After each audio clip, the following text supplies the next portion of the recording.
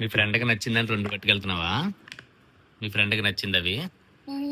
ఎందుకు బన్నీ మీ ఫ్రెండ్ కి ఎందుకు పెట్టాలి? నువ్వు తినేచ్చు కదా మొత్తం. షేరింగ్. షేరింగ్. మరి నువ్వేం చేస్తావు? నేను ఎవరికి పెట్టుకున్నా నేనే తింటా. తప్పు. ఫ్రెండ్స్ అందరితో షేర్ చేసుకోవాలి. అయితే బిస్కెట్ తో మా ఫ్రెండ్ కి ఇస్తాను, లడ్డు ఏమో నేను తింటా. అట్లా షేరింగ్ చేసుకుంటే రేపు నీకు ఏదన్నా అవసరం వస్తే మీ ఫ్రెండ్ హెల్ప్ చేస్తారు నీకు. సో ఏ స్వార్థం పెట్టుకోకుండా మీ ఫ్రెండ్ కి హెల్ప్ చేయాలి నువ్వు.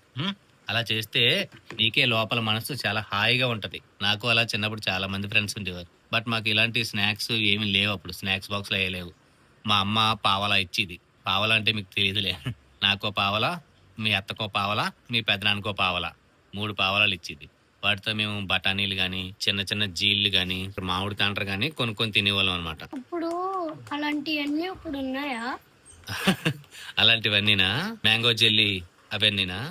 మ్యాంగో జెల్లీ అంటే మామిడి తాండ్ర. సరే ఈసారి తెస్తాను మీకోసం. అవన్నీ మీకు తెలియవు పని. మా చిన్నప్పుడు ఎంత బాగా ఎంజాయ్ చేసేవాళ్ళం తెలుసా? మా చైల్డ్హుడ్ అంటే ఒక లెక్కలో ఉండేది. బొట్టు పెట్టుకోమ్మా. డాడీ అయితే మీ చిన్నప్పుడు నచ్చిందా ఇప్పుడు నచ్చిందా? నాకు 100% చెప్తాను. నా చిన్నతనమే నాకు బాగా నచ్చింది. మా చిన్నతనంలో ఇగో మీకులాగా యూట్యూబ్, రీల్స్, ఫోన్స్ అవి ఏమీ లేవు. మాకు ఎక్కువ టైం ఉండేది. ఇప్పుడు మీకు రోజుకి అన్ని 24 అవర్స్ కదా. మాకు అలా కాదు. మాకు రోజుకి 48 అవర్స్ ఉన్నట్టు ఉండేది. ఎంతసేపు ఆడుకునే వాళ్ళము, ఎంతసేపు పరుగులెట్టే వాళ్ళము, ఎంత చదువుకునే వాళ్ళము, అయినా కూడా రోజు గడిచేది కాదు తెలుసా. ఇప్పుడు మీకు రోజంతా ఫోన్ తోటి, రీల్స్ తోటి, యూట్యూబ్ల తోటి నిండిపోయింది. మాకు అలా కాదు. మాకు ఫ్రెండ్షిప్లతో నిండిపోయింది. అట్లాగా మా చిన్నతనం ఎంత గొప్పగా గడిచిదో తెలుసా నీకు సాయి?